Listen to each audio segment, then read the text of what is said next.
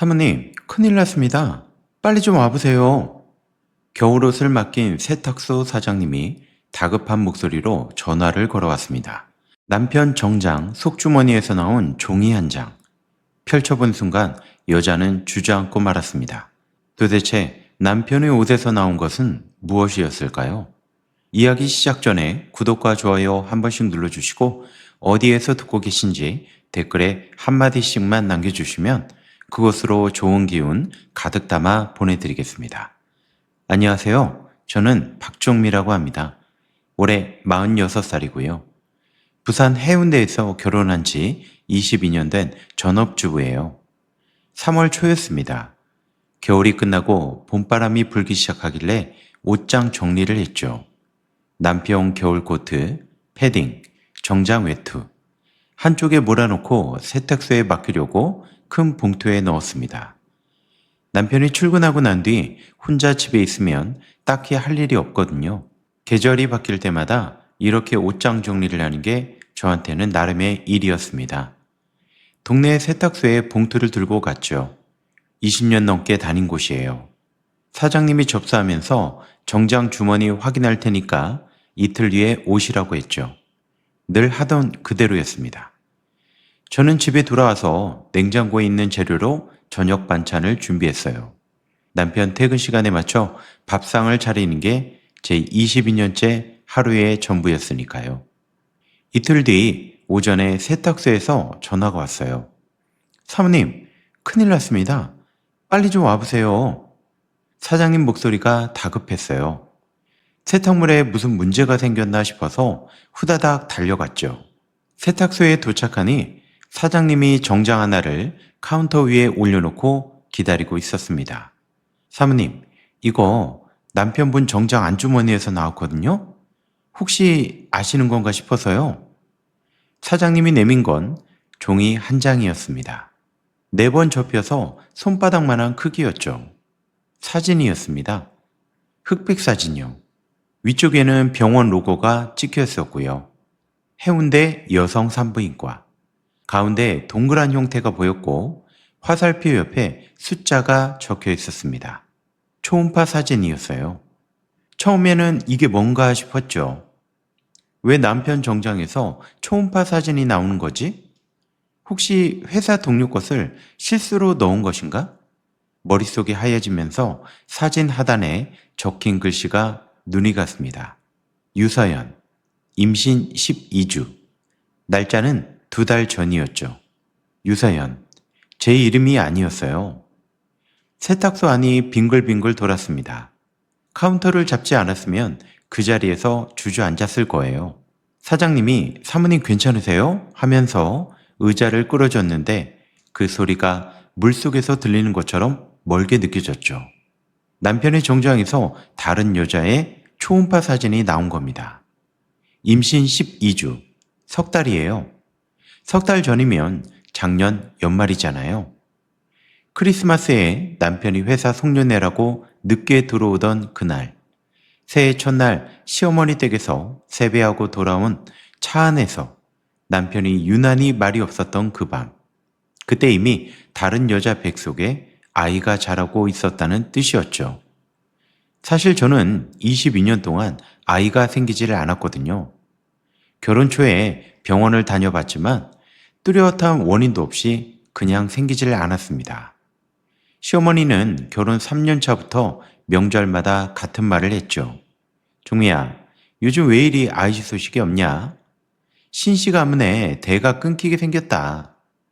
시누이네 아들이 태어났을 때는 저를 한쪽 구석에 앉혀놓고 손님들 앞에서 우리 집 며느리는 좀 모자라다고까지 했어요. 그 말을 들으면서도 웃어야 했습니다. 명절이 올 때마다 저는 죽고 싶었죠. 그래도 참았습니다. 남편이라도 제 편이니까 버텼던 거거든요. 남편이 괜찮아. 우리 둘이 잘 살면 되지 하고 손잡아줬을 때 그 한마디가 22년을 버티게 해줬거든요. 그런데 그렇게 믿었던 남편의 정장에서 다른 여자의 아이 초음파 사진이 나온 겁니다. 저는 세탁소를 나와서 어떻게 집에까지 왔는지 기억이 나질 않았어요. 정신을 차려보니 현관에 신발도 안 벗고 서 있더라고요. 손에 초음파 사진이 구겨져 있었습니다. 식탁에 앉아서 사진을 다시 폈어요. 구겨진 흑백 사진 속 동그란 형체. 저한테는 평생 오지 않았던 것이 다른 여자에게는 왔고 남편은 그걸 정장 안주머니에 넣고 다녔습니다. 숨기려면 집에 두지 않았을 텐데 왜 주머니에 넣고 다녔을까요? 혹시 기뻐서 넣고 다닌 건 아닐까요? 그 생각이 드는 순간 토할 것 같았습니다. 화장실로 달려가서 변기 앞에 쪼그려 앉았는데 아무것도 나오지 않았어요. 속은 뒤집어지는데 나올 게 없었습니다. 그저 헛구역질만 할 뿐이었죠. 화장실 바닥에 앉아서 벽에 등을 기대고 눈을 감았어요. 시어머니 목소리가 귓가에 울렸죠. 정미야, 너는 도대체 아이 소식은 왜 아직도 없는 거냐? 그 말이 22년 동안 제 몸속에 박혀 있었어요. 마저 빼지 못한 가시처럼요. 그런데 오늘 그 가시 위에 못이 하나 더 박혔습니다. 남편이 퇴근한 건 저녁 7시였죠. 현관문이 열리는 소리에 저는 부엌에서 등을 돌린 채 서 있었습니다. 초음파 사진은 제 앞치마 주머니 안에 접어서 넣어뒀죠. 나왔어. 응, 밥 차려놨어. 손 씻고 앉아. 목소리가 떨리지 않게 입술을 깨물었습니다. 남편이 양복을 벗고 식탁에 앉았죠. 저는 국을 떠다 놓으면서 남편의 얼굴을 쳐다봤어요. 22년을 같이 사는 얼굴. 그런데 오늘은 그 얼굴이 낯선 사람처럼 보였습니다. 이 사람이 다른 여자의 아이를 만들어 놓고 그 초음파 사진을 정장 주머니에 넣고 출근하고 퇴근해서 아무 일 없다는 듯이 제가 차린 밥을 먹고 있는 거예요. 요즘 회사 어때? 제가 물었어요. 평소에는 안 하던 질문이었죠. 남편이 젓가락을 멈추더니 잠깐 저를 봤습니다. 뭐 별거 없어. 바쁘지. 왜? 아니, 그냥. 남편은 고개를 숙이고 다시 밥을 먹었어요. 저는 밥을 한 숟가락도 안 뜨고 그저 남편이 먹는 걸 지켜봤습니다. 이 남자의 어디가 변했는지 과거를 하나하나 더듬어 봤어요. 돌이켜보면 징후는 있었습니다. 한 2년 전부터였죠. 남편이 갑자기 출장이 잦아졌거든요. 부산에서 서울, 서울에서 제주. 한 달에 두세 번은 집을 비웠던 것 같습니다.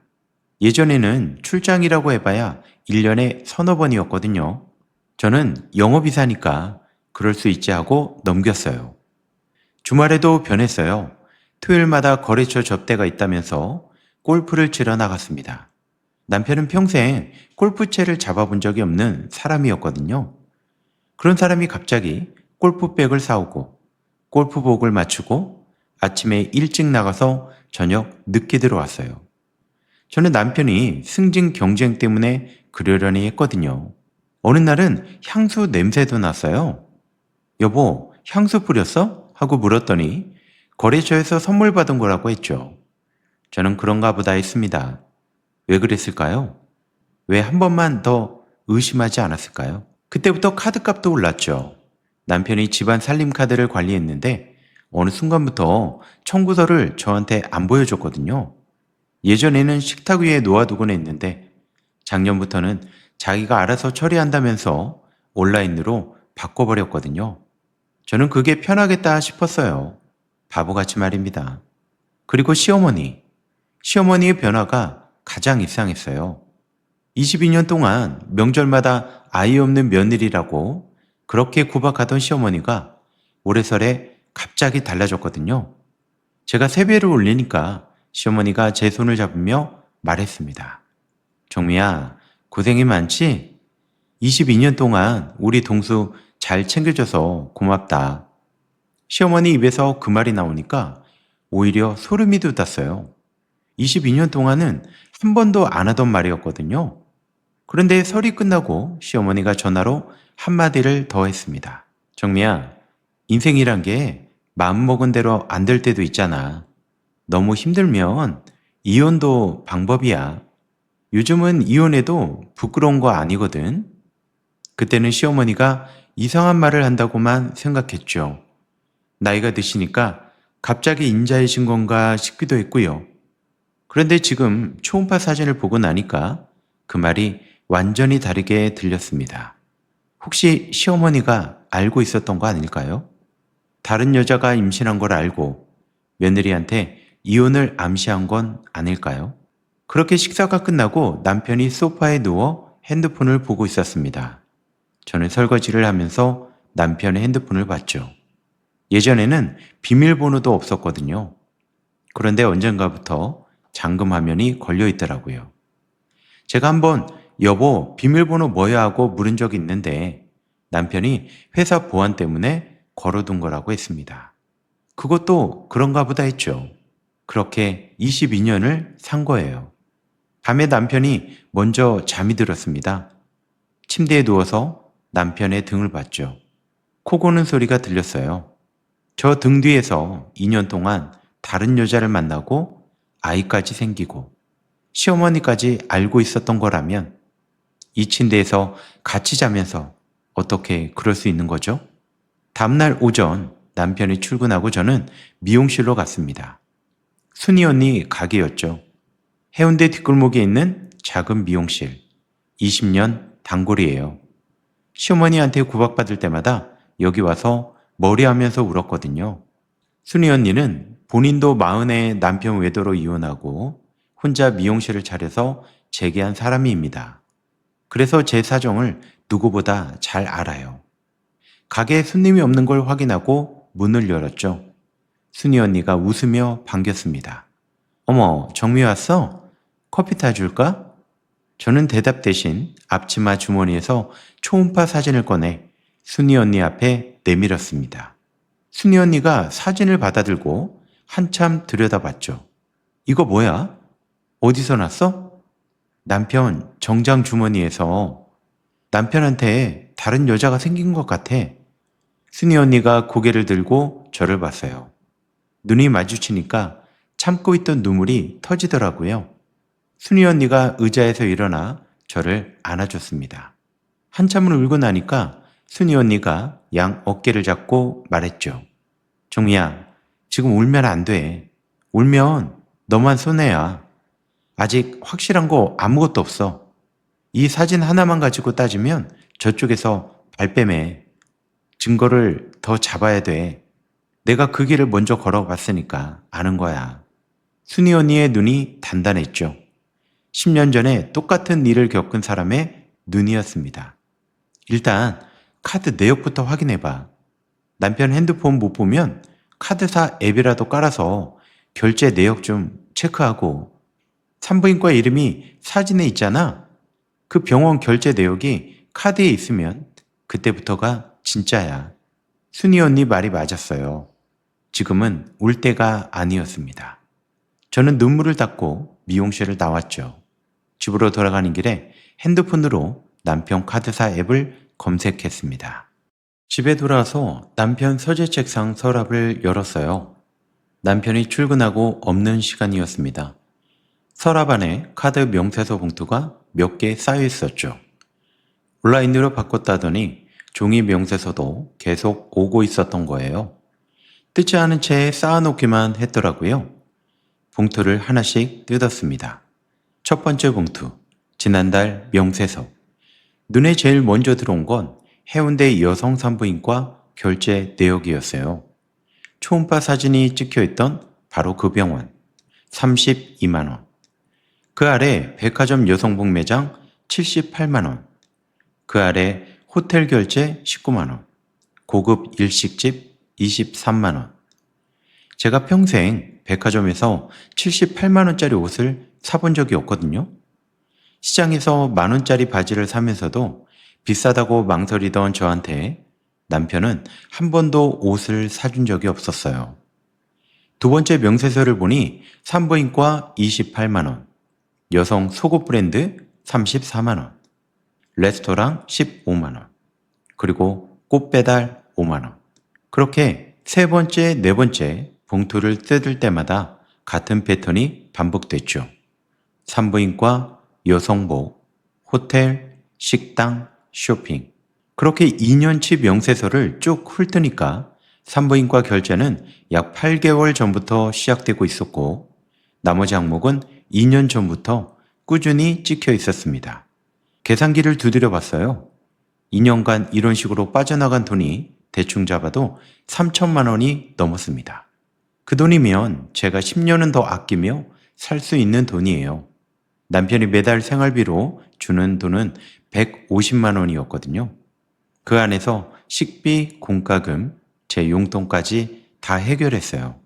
화장품은 마트에서 제일 싼 거를 샀고 미용실도 거의 2달에 한 번만 갔습니다. 그렇게 쪼들리며 살았는데 남편은 다른 여자한테 매달 300만 원이 넘는 돈을 쓰고 있었어요. 명세서를 식탁 위에 쫙 펼쳐놓고 한참을 들여다봤습니다. 분노인지 비참함인지 구분이 안 되는 감정이 목까지 차올랐죠. 이건 확인을 해봐야겠어요. 내 눈으로 직접. 초음파 사진에 찍힌 병원 이름을 검색했습니다. 해운대 여성산부인과. 해운대역 근처였죠.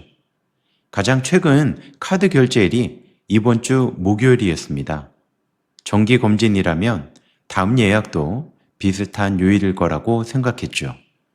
목요일에 그 병원 앞에 가서 기다리기로 했습니다. 목요일 오후 1시 병원에 있는 건물 건너편에 있는 카페에 앉았죠. 유리창 너머로 병원 입구가 보였습니다. 커피를 시켜놓고 기다렸죠. 1시간, 2시간. 손에 든 커피가 식었어요. 오후 3시쯤이었습니다. 병원 건물에서 2사람이 나오는 걸 확인했죠. 남편이었습니다. 남편 옆에 여자가 1명 서 있더라고요. 키가 크고 머리가 길고 배가 약간 나와 있었습니다. 남편이 여자의 등에 손을 대고 걸어가고 있었어요. 마치 오래된 부부처럼요. 남편이 여자의 손을 잡았어요. 제가 22년을 같이 살면서 마지막으로 손을 잡아본 게 언제인지 기억도 나지 않는데 저 남자가 다른 여자의 손을 잡고 웃고 있었습니다. 카페의 유리창 너머로 그 광경을 보는데 뭔가가 제 안에서 끊어지는 소리가 났죠. 실처럼 가느다란 것이 툭 하고 끊어지는 느낌. 22년 동안 이 남자를 믿고 버텨온 줄이 끊어진 거였습니다. 2사람은 병원 앞에 세워진 남편 차를 타고 사라졌어요. 저는 카페에서 한참 동안 움직이지 못했습니다. 그날 저녁 시어머니 댁에도 갔습니다. 남편한테는 말하지 않고 혼자 갔죠. 설에 시어머니가 했던 말이 머릿속에서 떠나지 않았거든요. 이혼도 방법이야. 그 말의 뜻을 확인해야겠어요. 시어머니 아파트 문 앞에서 초인종을 눌렀습니다. 어머, 정미야, 웬일이니? 어머니, 드릴 말씀이 있어요. 시어머니가 어색하게 웃으며 물을 가져다 줬죠. 거실에 앉아서 이런저런 이야기를 하다가 화장실을 간다고 일어났습니다. 화장실로 가는 척하면서 안방 문을 살짝 열어봤죠. 안방 옷장문이 열려 있더라고요. 그 안에서 하늘색 베네 쪼고리 3벌이 가지런히 접혀 있었습니다. 옆에 남자아이 턱바지, 파란색 아기 이불, 유아용 딸랑이까지 놓여 있더라고요. 전부 새 거였습니다. 어머니, 안방에 왜 아기 용품이 있는 거죠? 그때 심장이 쿵 하고 떨어지는 것 같았어요. 시어머니도 알고 있었구나. 다른 여자가 임신한 걸 알고 아기 용품까지 준비하고 있었구나. 그때 시어머니의 표정이 순간 굳었습니다. 눈동자가 흔들렸죠. 하지만 곧 입꼬리를 올리며 말했습니다. 그동안 말 못했는데 이렇게 된 김에 너한테 솔직하게 말해야겠다. 서연이라고 동수가 만나는 여자가 있다. 그 여자애가 아들을 가졌어. 우리 신씨 가문의 대를 이을 아들 말이야. 시어머니가 자리에서 일어나 저를 내려다봤죠. 정미야, 나도 너한테 미안한 마음이 없는 건 아니야. 22년 동안 수고 많았다. 그런데 어쩌겠니? 너가 하지 못한 걸 그 애가 해주고 있는데 이제 그만 비켜줘라 정미야. 비켜주는 게 너도 편하지 않니? 비켜주라고?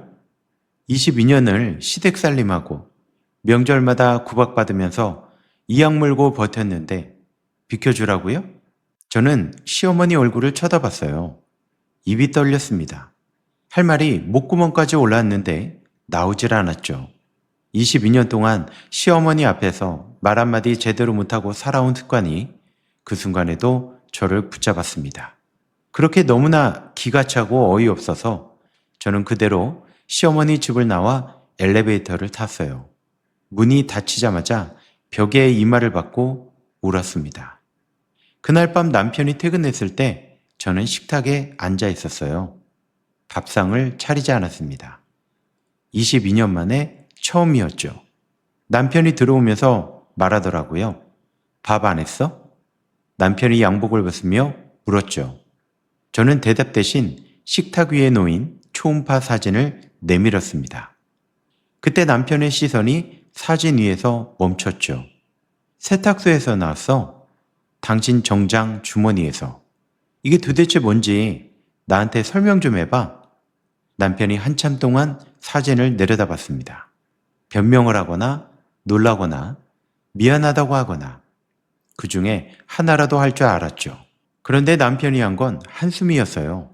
마치 귀찮은 일이 터졌다는 듯이요. 결국 알게 됐구나. 나도 이런 날이 올 줄은 예상은 했다. 그 한마디에 피가 거꾸로 솟았습니다.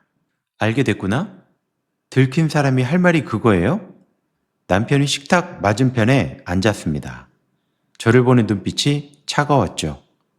제가 알던 남편의 눈빛이 아니었습니다. 정미야, 엄마한테도 들었지? 그럼 나도 솔직하게 말할게. 사실 몇 년 전부터 사귀던 여자가 아들을 가졌어. 미안하지만 우리 이제 정리해야 할 것 같다. 정리하자고? 마치 창고에 쌓인 묵은 짐 치우듯이요. 내가 아이를 못 낳는 게 내 잘못이야? 나도 22년 동안 얼마나 힘들었는지 알아? 목소리가 갈라졌어요. 남편은 고개를 돌리며 말했죠. 네 잘못이라는 게 아니야. 근데 엄마가 평생 나한테 뭐라고 했는지 너도 알잖아.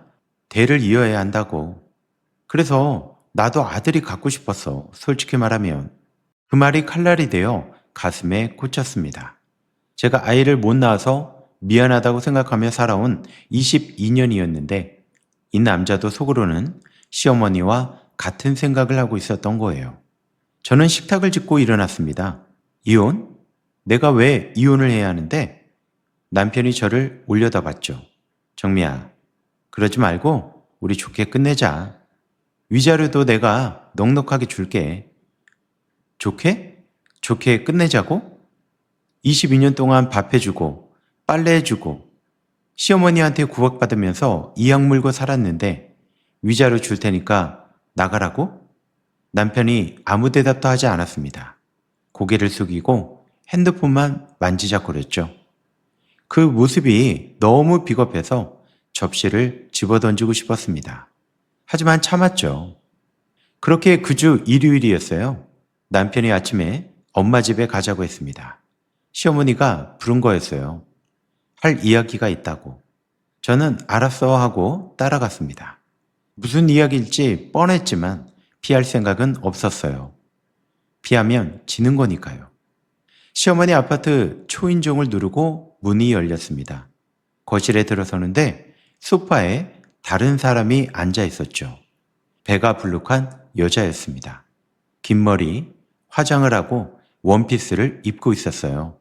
산부인과 앞에서 봤던 그 여자, 유서연. 초음파 사진 속 이름의 주인이었죠. 시어머니 옆에 앉아서 차를 마시고 있더라고요. 마치 원래 이 집의 식구인 것처럼요. 뭔가 단단히 준비하고 기다리고 있었다는 걸 직감했습니다. 시어머니가 입을 열었어요. 정미야, 앉아라. 서연이가 인사하고 싶다고 해서 같이 있으라고 했다. 인사요?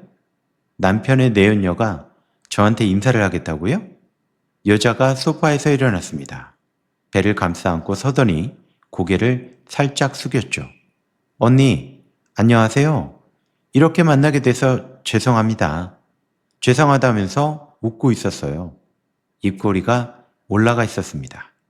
저는 그 여자를 쳐다봤어요. 31살. 저보다 15살 어리고 화장을 하고 예쁜 원피스를 입고 뱃속에 아기가 있는 여자. 제가 가지지 못한 모든 것을 가진 이 여자가 제 시어머니 옆에 앉아서 차를 마시고 있었습니다. 언니, 저도 이런 상황이 불편한 거 알아요. 그런데 저는 동수 씨한테 아들을 줄 수 있어요. 어머님도 저를 응원해 주시고요. 언니가 좀 양보해 주시면 모두가 편해집니다. 양보? 그년이 양보라는 말을 했어요. 속에서 불길이 치솟았죠. 저 여자의 면상에 뭐라도 던지고 싶었습니다. 하지만 제 몸이 굳어서 움직이질 않았죠. 22년 동안 시어머니 앞에서 주눅 들어 살아온 몸이 이 순간에도 저를 얼어붙게 만들었거든요. 시어머니가 부엌으로 가더니 접힌 박스 3개를 들고 왔어요. 이삿짐용 박스였습니다. 미리 사다 놓은 거였어요. 종미야, 짐은 이걸로 싸면 되겠다. 집은 동수 명의로 돌릴 거니까 이번 달 안에 빠져라. 시간은 충분히 줄 테니까 서두를 필요는 없어. 시어머니가 박스를 제 발 앞에 던졌습니다. 탁 하는 소리가 거실에 들렸죠. 남편은 옆에 서 있었습니다. 아무 말도 하지 않았죠. 어머니가 하는 일을 그냥 지켜보고 있었습니다. 내연녀는 소파에 앉아서 배를 쓸어내리고 있었어요. 아주 여유로운 표정으로요. 시어머니, 남편, 내연녀, 이 3사람이 한편이었습니다. 저는 혼자였죠. 22년 동안 이 가족한테 바쳤는데 아이 하나 못 낳았다는 이유로 박스를 받아들고 나가야 하는 처지가 된 거죠. 박스를 내려다봤습니다. 접힌 갈색 골판지 박스. 이게 22년 동안의 값인가요? 저는 아무 말도 하지 않고 시어머니 집을 냅다 뛰쳐나왔습니다. 아파트 단지 벤치에 주저앉아 버렸죠. 그때 3월인데 바람이 차가웠습니다. 코트 주머니에 손을 넣었는데 거기에 초음파 사진이 들어있었어요. 처음 세탁소에서 받아온 뒤로 계속 갖고 다녔더라고요. 구겨진 사진을 꺼내서 쳐다봤습니다. 흑백의 동그란 형체. 22년 동안 제가 그토록 원했던 아이가 다른 여자 뱃속에서 자라고 있었습니다. 결국 저는 이 아이 때문에 버림받았어요. 벤치에 앉아서 한참을 울었죠. 지나가는 사람들이 쳐다보는데 저는 별 상관이 없었습니다. 속에서 기가 차고 분하고 억울해서 미칠 것만 같았습니다. 그때 핸드폰이 울렸어요. 순이 언니 이름이 떠 있었습니다. 정미야, 나야. 너 지금 어디야? 목소리가 이상해. 순이 언니였어요. 입을 열었는데 말 대신 울음이 나왔습니다. 지금 어딘지 말해. 내가 갈게. 시어머니 아파트 앞이라고 했죠. 순이 언니가 15분 만에 도착했습니다. 벤치에 쪼그리고 앉아있는 저를 보더니 아무 말 없이 옆에 앉았죠. 제가 울음을 멈출 때까지 기다려줬습니다. 한참 뒤에 숨이 좀 가라앉으니까 순이 언니가 물었어요. 무슨 일인데 그래? 다 말해. 들어줄게. 저는 처음부터 끝까지 말했죠.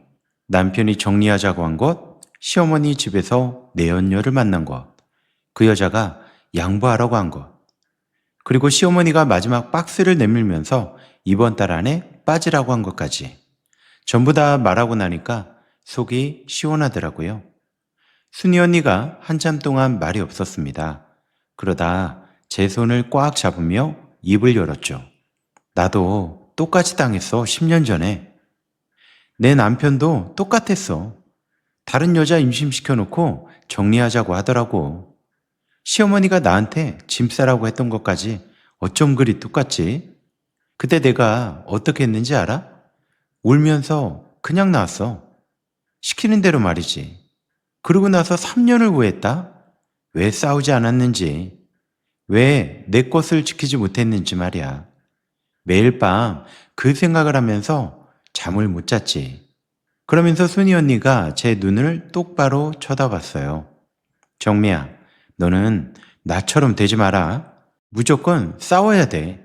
법적으로 받아낼 수 있는 것들이 있거든? 그거 다 받아내고 나와야 한다. 순이 언니 말에 가슴속에서 뭔가 꿈틀거리고 있었죠. 분노였습니다. 아까 시어머니 집에서는 얼어붙어서 나오지 못했던 이 분노가 지금 순이 언니 앞에서는 올라오고 있었던 거예요. 내가 아는 변호사가 있어. 나 이혼할 때 맡았던 사람이야. 이혼 전문가고 상간녀 소송도 잘해. 우리 내일 바로 가자. 다음날 오전 10시 서면에 있는 한재훈 변호사 사무실에 갔습니다. 순이 언니가 함께 와줬죠. 변호사님은 50살의 안경 쓴 남자였습니다. 차분한 목소리로 제 이야기를 끝까지 들어주셨죠. 제가 가져간 증거는 이것들이었어요. 초음파 사진 원본, 2년치 카드 명세서, 그리고 시어머니 집에서 녹음한 파일. 변호사님이 녹음 파일을 듣더니 고개를 끄덕였습니다. 박정미 씨, 이거 아주 강력한 증거예요. 부정행위 입증은 물론이고 시어머니의 공모 정황까지 잡을 수 있습니다. 그때 변호사님이 정리해 줬죠. 첫 번째, 초음파 사진과 카드 명세서로 남편의 외도와 내연녀 부양 사실을 입증할 것. 둘째, 시어머니 발언 녹음으로 시댁의 이혼 강요 정황을 확보할 것. 셋째, 혼인기간 22년간 형성된 공동재산 목록을 정리해서 재산 분할을 청구할 것. 그런데 변호사님이 한 가지를 더 확인하자고 했어요. 아파트가 공동명의라고 하셨죠? 혹시 최근에 등기 관련 우편물이나 서류를 본 적 있으신가요? 없었어요. 그런데 시어머니가 집은 동수 명의로 돌릴 거라고 했거든요. 제가 그 말을 전하니까 변호사님 표정이 바뀌었습니다. 그럼 지금 바로 확인해 봐야 할 것 같은데요. 혹시 이미 진행됐을 수도 있어요. 변호사님이 등기부등본 열람을 신청했습니다. 결과가 나오는데 30분이 걸렸어요. 화면을 보던 변호사님이 미간을 찌푸렸습니다. 아직 명의 변경은 안 됐네요. 하지만 남편분이 등기소에 사전 상담을 받은 기록이 있거든요. 배우자 동의 없이 공동명의를 단독명의로 변경하는 방법을 문의했습니다. 날짜가 한 달 전이고요. 한 달 전.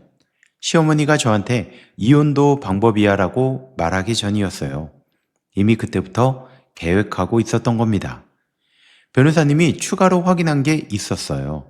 남편 명의의 금융거래를 조회하다가 발견한 거였습니다. 남편분 명의로 된 비밀 적금이 하나 있네요. 매달 100만 원씩 8개월 전부터 넣고 있습니다. 적금 메모에 양육비 준비라고 적혀 있습니다. 8개월 전 내연녀 임신 시기와 딱 맞았어요. 아이가 생기자마자 양육비 적금을 들기 시작한 거였습니다. 제가 매달 150만 원 생활비로 쪼들리며 사는 동안 남편은 매달 100만 원씩 다른 여자의 아이를 위해 돈을 모으고 있었습니다. 가슴에 천불이 났어요. 정말 당장 남편한테 달려가 면상에 물건을 던지고 싶었습니다. 변호사님, 전부 다 걸어주세요. 이혼, 위자료, 재산분할, 상간녀 소송까지 하나도 빠짐없이요. 저 이거 절대 합의 안 할 거예요. 변호사님이 잠깐 저를 보시더니 고개를 끄덕였습니다. 옆에 있던 순이 언니가 제 팔을 꽉 붙잡아줬죠. 잘했어, 정미야. 그때 사무실을 나오면서 순이 언니가 말했죠. 오늘부터 넌 다른 사람이 되는 거야. 알겠지? 그러니까 이제 울지 말고 싸워야 돼. 그렇게 변호사님이 소장 3건을 동시에 접수했습니다. 이혼 및 재산분할 청구, 위자료 청구, 유서연을 상대로 한 상간 손해배상 청구까지요. 소장이 접수되자 남편에게 전화가 왔어요. 정미야, 너 이게 뭐 하는 거야? 꼭 소송까지 가야 돼? 좋게 좋게 끝내자. 저는 더 이상 당신하고 할 말이 없으니까 할 말은 법정에서 하세요. 전화를 끊고 나니 곧바로 시어머니에게서도 전화가 왔어요. 정미야, 너 지금 미쳤니? 22년 살림한 게 아까우면 조용히 합의하고 위자료나 받아. 소송 걸어봐야 창피한 거밖에 더 되겠니? 어머니, 22년 동안 제가 참은 거 모르시나요? 더 참으라는 건 정말 너무하시네요. 이제 모든 것은 법이 판단해 줄 겁니다. 시어머니가 뭐라고 더 소리쳤지만 저는 전화를 끊어버렸어요. 속이 시원했습니다. 22년 만에 시어머니한테 제 말을 한 거였거든요. 그렇게 재판이 시작됐습니다. 첫 번째 조정기일에 남편이 변호사를 데리고 나왔죠. 법정이 들어서는 남편을 봤습니다. 얼굴이 수척했죠. 잠을 못 잔 것 같았습니다. 하지만 불쌍하다는 생각은 들지 않았어요. 우리 측 변호사님이 증거를 하나씩 제출했죠. 초음파 사진, 2년치 카드 명세서, 시어머니 발언 녹음 파일, 아파트 명의 변경, 사전 문의 기록, 비밀 적금 내역. 프로젝터 화면에 증거가 뜰 때마다 남편 쪽 변호사의 표정이 어두워졌어요. 상대 측이 반박을 시도했습니다. 카드 사용은 업무 접대 비용이었고 적금은 개인저축이었다고요. 그런데 시어머니 녹음이 나오자 법정이 조용해졌습니다. 네가 못한 걸 그 애가 해준 거야. 이제 그만 비켜줘. 그 목소리가 스피커로 울려 퍼지는데 남편이 고개를 푹 숙였습니다. 조정은 결렬됐죠. 남편 측에서 위자료 1,000만 원에 합의하자고 제안했습니다. 안 합니다. 제가 단칼에 잘랐어요. 몇 달간 재판이 이어졌죠. 저는 한 번도 흔들리지 않았습니다. 매번 순희 언니가 법원에 같이 와줬거든요. 변호사님이 치밀하게 준비한 그 증거 앞에서 남편 측은 반박할 게 별로 없었어요. 그렇게 몇 달 후에 판결이 나왔습니다. 법원은 혼인 파탄의 전적인 책임이 남편에게 있다고 판단했죠. 위자료 5천만 원, 재산 분할은 제가 6, 남편이 4. 22년간 전업주부로 가사에 기여한 점이 인정된 겁니다. 공동명의 아파트의 제 지분은 온전히 확보됐고 남편이 빼돌린 3천만 원에 대한 부당이득 반환 명령도 내려졌죠. 비밀적금 800만 원도 결국 공동재산으로 편입됐습니다. 유서연을 상대로 한 상간소송에서는 2천만 원이 인용됐어요. 판결문을 받아든 날 법원 복도에서 순희 언니가 제 손을 꼭 잡아줬습니다. 이겼어 정미야. 네가 이겼어. 저는 고개를 끄덕였죠. 울지 않았습니다. 그런데 진짜 통쾌한 건 판결 이후에 벌어졌죠. 순희 언니가 동네에서 주워들은 이야기를 전해줬습니다. 판결 나고 나서 그 내연녀가 시어머니한테 갔대. 아이 낳으면 살 집이 필요하다고, 아파트 한 채 해달라고, 양육비도 매달 300만 원씩 달라고 했다더라. 그래서 시어머니가 뭐라고 그랬는데? 너는 손자만 낳으면 됐지. 재산까지 왜 탐내냐고. 내 아들 재산 뜯어가려고 꼬리친 거 아니냐고 소리를 질렀대. 시어머니가 그렇게 아끼던 내연녀한테서 돌아선 거지. 손자를 공짜로 얻을 수 있을 줄 알았는데 손자한테 딸린 값이 너무 비쌌던 거야. 그 다음이 더 가관이었대요. 내연녀가 시어머니한테 뭐라고 했는지 알아? 그러면 아이 안 나올 수도 있어요. 지울 수도 있다고요. 했대. 시어머니가 그 소리를 듣고 의자에서 주저앉았다더라고. 시어머니가 그토록 원했던 손자, 대를 이을 아들, 22년간 저를 구박하면서까지 원했던 그 손자를 내연녀가 흥정의 카드로 쓴 거였어요. 시어머니가 남편한테 전화를 해서 난리를 쳤다고 합니다. 전현 당장 정리해. 재산 뜯어갈 속셈이었어. 내가 눈이 멀었다. 네가 데려온 년이 우리 집안 거덜낸 년이었어. 남편은 양쪽에서 쪼들렸다고 합니다. 시어머니는 내연녀를 정리하라고 닥달하고 내연녀는 약속대로 결혼하고 집 해달라고 조르고 결국 남편이 내연녀에게 당분간 만나지 말자고 했대요. 그러자 내연녀가 뭐라고 했는지 아세요? 동수씨, 나 집이랑 양육비 안 해주면 나도 생각이 있어. 내연녀가 아기를 무기로 남편을 협박한 거였습니다. 남편이 돈을 대지 않으면 아이를 지우겠다고요.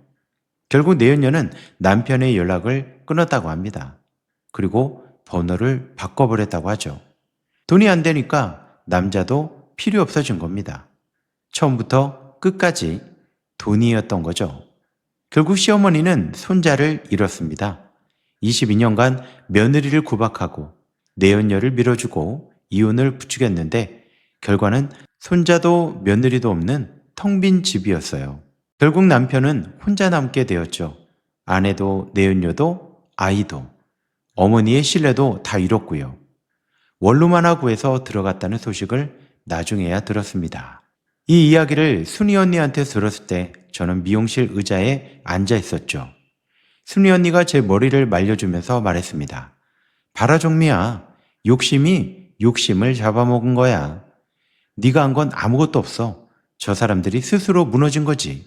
그날 밤 혼자 집에 앉아서 판결문을 다시 읽었죠. 종이 위에 찍힌 글자들이 22년의 무게를 담고 있었습니다. 이 종이 한 장이 저를 자유롭게 해준 거였어요. 통쾌했냐고요? 솔직히 말하면 통쾌함보다 허탈함이 먼저였어요. 22년이라는 세월이 이렇게 끝나는구나 싶은 마음. 하지만 허탈함 밑에 단단한 게 하나 깔려 있었어요. 내가 해냈다는 거. 그거면 됐습니다. 이혼이 확정된 건 그해 가을이었어요. 법원에서 나오는데 하늘이 높았습니다. 순이 언니가 옆에서 같이 걸어주고 있었죠. 22년 전에 시집 갈 때는 웨딩드레스를 입고 나왔는데 오늘은 12,000원짜리 면바지를 입고 나왔더라고요. 재산 분할로 받은 돈으로 해운대 뒷골목에 작은 원룸을 얻었어요. 보증금 1,000만 원에 월세 40만 원, 12평짜리 방이었습니다. 집이라고는 옷가방 2개랑 이불 하나가 전부였죠. 이사 첫날 빈 방에 서서 창문을 열었습니다. 바다는 안 보이지만 바람에 속은 냄새가 섞여 있었어요. 이 방에는 시어머니가 없었습니다. 아이 못 낳는다고 구박하는 소리가 없었죠. 눈치 볼 사람이 없었습니다. 22년 만에 처음으로 제 이름으로 된 집이었어요. 냉장고를 사고 밥솥을 사고 혼자 먹을 그릇을 샀습니다. 그리고 마트에서 제일 비싼 화장품도 하나 샀죠. 10,000원짜리가 아니라 30,000원짜리요. 별거 아닌 것 같았지만 저한테는 굉장히 큰일이었습니다. 남편 눈치 안 보고 내 돈으로 내가 쓰고 싶은 걸 사본 게 22년 만에 처음이었으니까요. 이사하고 일주일쯤 되었을 때 동네 문화센터 앞을 지나가다가 발이 멈췄어요. 게시판에 수강생 모집 포스터가 붙어 있었습니다. 양재기초반. 결혼 전에 양재학원을 다녔어요. 디자이너가 되고 싶었거든요.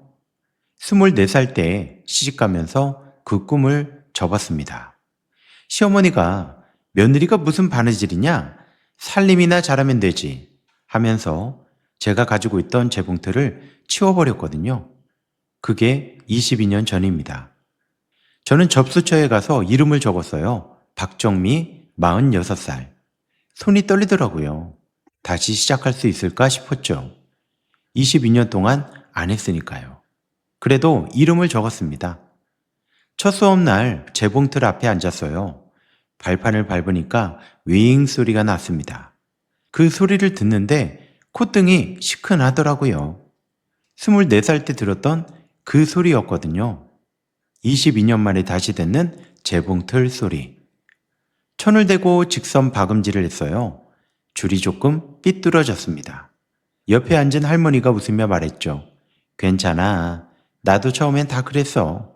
자꾸 하다 보면 되더라고. 그 말에 웃었습니다. 수업이 끝나고 순이 언니 미용실에 들렸죠.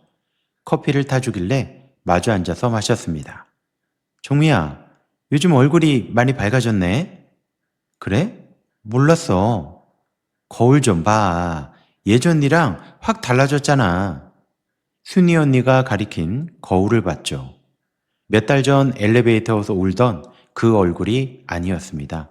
그냥 커피 마시면서 웃고 있는 46살 여자의 환한 얼굴이었습니다. 미용실을 나와서 골목길을 걸었어요. 바람이 서늘했지만 차갑지 않았습니다. 이제 저는 누구의 며느리도 아니고 누구의 아내도 아니에요. 그냥 저만의 박정미예요. 재봉틀을 배우는 여자, 그걸로 충분했습니다. 하루하루가 소소하게 행복한 날들이네요. 전 그거면 충분했습니다. 오늘의 이야기가 좋으셨다면 구독과 좋아요 한 번씩 눌러주시고 어디에서 이야기를 듣고 계신지 댓글로 한마디씩만 부탁드립니다. 감사합니다.